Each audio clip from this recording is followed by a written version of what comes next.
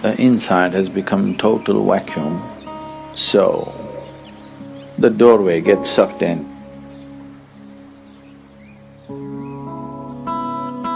Another way of opening the third eye is you contain everything inside. The first way of doing is the best way of doing.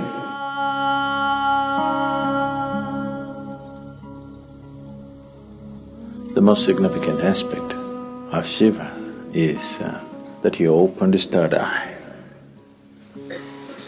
All the other things, he danced, he meditated, married twice, did so many things, that's not the thing. He opened his third eye. It's only for that we remember him even today. For that, even today, after thousands of years, we still bow down to him. Because there is no substitute for knowing.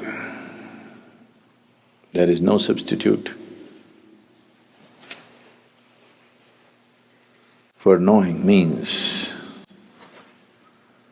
And there is no way to know unless your perception goes beyond your present levels of perception.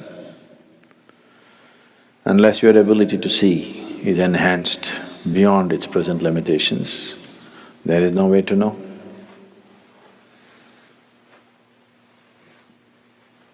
To know is to be free.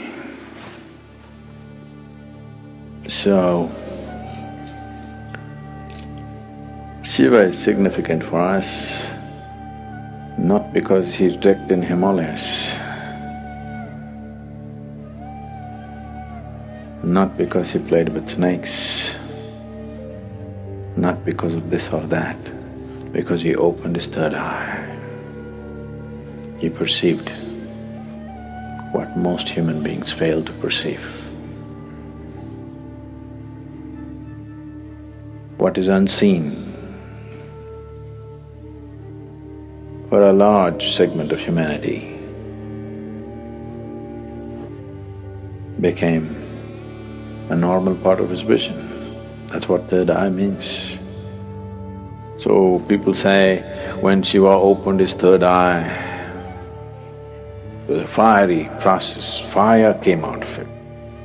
Why they're saying fire is because within himself, he burnt everything that he thought mattered to him. He became like a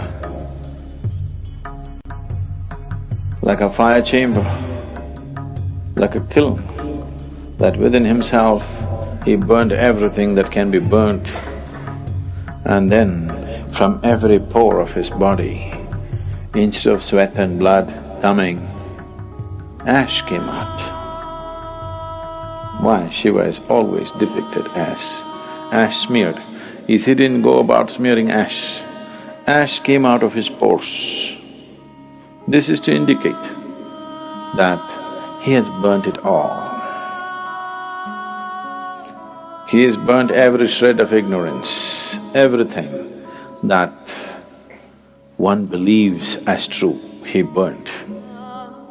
Because he burned everything and everything became ash, then this opening of the third eye could not be denied to him. When it opened, people saw fire because the inner chamber was burning. There are two ways of opening the eye. One way is the inside has become total vacuum, so the doorway gets sucked in and naturally has to open. The doorway becomes limp and falls inward because there is nothing. He simply burnt not only his thought, not only his emotion, not just his relationships and possessions, he's just burnt his very being. The individual being is completely burnt out and there's a total vacuum, so the door fell inward and it's open. So people saw fire because it was burning still.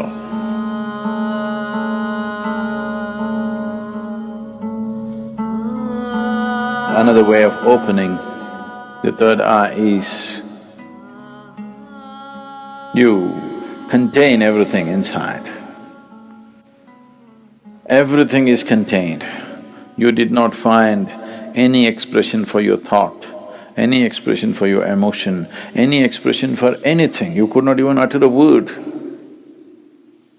See, if you remain silent for 4 days, on the 5th day, you feel like singing suddenly. If you don't know how to sing, you want to howl like a wolf. Huh? Because you want to let go.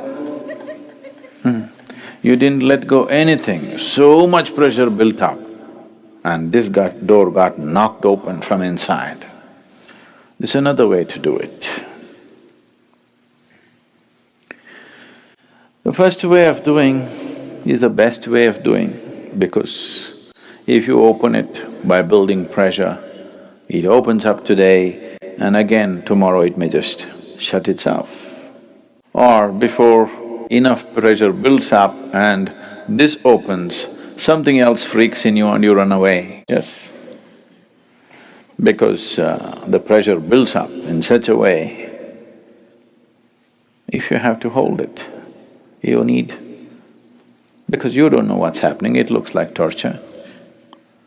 It looks like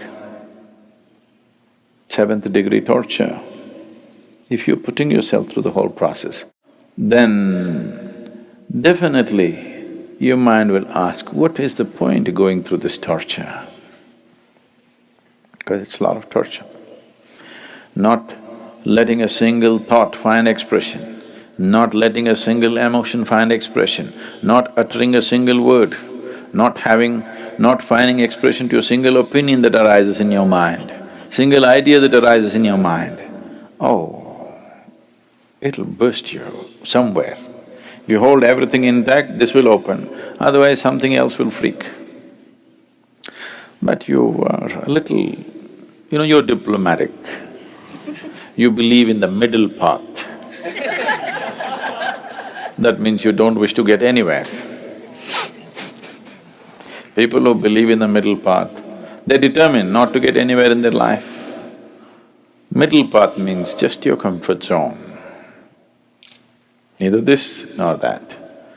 Either you become empty, the sheer power of vacuum will open it, or you build up pressure in you, it'll burst open. 2 ways of opening. Middle path means you are a professional bullshitter. Really. Full-time bullshitter you are, not professional. Profession means they do it only part-time, right? They do it only certain times of the day. It doesn't matter where you go, you do your own stuff. Middle path. Middle path is a way of not getting anywhere, and after some time thinking, this doesn't go anywhere. Right now you're walking on the street, suddenly you found a big rock, there are only 2 ways to go, either this way or this way. This way a tiger is growling, this way there's fire burning. You think the best thing is middle path, that is to go into the rock. Obviously this is not going to go anywhere. This will give you good exercise for some time. If you try to go into the rock, it's a good exercise, really, it'll build a lot of good muscle if you take the middle path. It's just that you don't go anywhere.